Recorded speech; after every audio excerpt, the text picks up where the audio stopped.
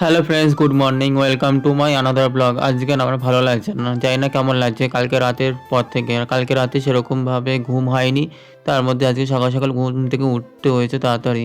আমার ভালো লাগছে না।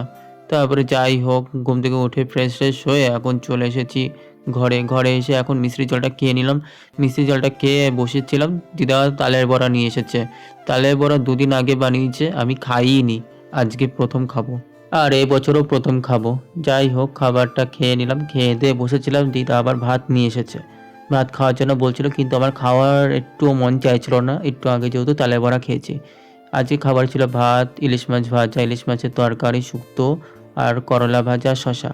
তারপরে খাওয়া দাওয়া করে স্নান টান করতে চলে গেছিলাম। দিদা বললো স্নানটা কর, ভালো লাগবে। তাই স্নান করে নিলাম তাড়াতাড়ি। তারপর স্নান টান করে চলে গেছিলাম ওপরে। ওপরে গিয়ে একটু পড়াশোনা করলাম। মানে দুদিন ধরে সেরকম তো পড়াশোনা করছিলাম না। পুজোর জন্য বই খুলেও দেখিনি, মানে পুজো টুজো দিয়ে আর ভালো লাগছিল না। তারপরে আজকে ভাবলাম একটু পড়াশোনা করে নিই। তারপরে চলে আসলাম নিচে। নিচে আসার আগে সোনালি আমাকে ফোন করেছে, বলছে মন্দিরে আয়, প্রোগ্রাম আছে আজকে। আমি বললাম ঠিক আছে, যাচ্ছি ঘন্টাখানিক পর।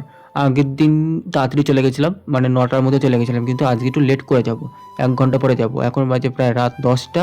এখন যাব, গিয়ে দেখি কি করে। তারপর আর কি বাড়ি থেকে রেডি হয়ে বেরিয়ে পড়লাম। আর কালকের মতোই সেম কন্ডিশন, মানে গিয়ে দেখি সোনালি উধাও। পূজাকে দেখতে পাচ্ছি কিন্তু সোনালিকে দেখতে পাচ্ছি না। সোনালিকে ফোন করলাম, ফোন করে বলছে ও বাড়িতে গেছে, মানে মন্দির থেকে বাড়িটা একটু ভেতরে। ও বলছে একটু বাদে যাচ্ছি। ও কখন আসে কখন চলে যায় বোঝাই যায় না। আর পূজার বাড়ি তো একদম মন্দিরের পাশেই। তারপর এদিকে ছোটো মামিকে ফোন করেছি, ফোন করে বলছে এখানেই আছে, মানে পাড়ার ভেতরে আরেকটা মামনসা মন্দির আছে, সেখানে আছে, সেখানে যেতে বলেছে। তারপরে আমি, মৌয়ের ছেলে, আমরা তিনজনই যাচ্ছিলাম ওই মন্দিরটাতে। আমরা যখন যাচ্ছিলাম তখন হঠাৎ করে দেখি মামিরা এই মন্দিরের দিকে ব্যাক করছে। ভালোই হলো, এদিকে এই পাড়ার ভেতরে এই মন্দিরটাতে সেরকম ভালো অনুষ্ঠান হয় না, তাই ভাবলাম এই মন্দিরেই চলে আসি, মানে আমাদের মন্দিরটাতেই চলে আসি। এখানে আসার পর দেখছি তো ভালোই লোকজন হয়েছে, পুচু ও মোয়ের সাথে ভালোই নাচতে শুরু করে দিয়েছে। আর মামিরা কিছুক্ষণ থেকে চলে গেছে। আর এদিকে সোনালি, পূজা সবাই আমার কাছে ফোন রেখে এরাও নাচতে শুরু করে দিয়েছে।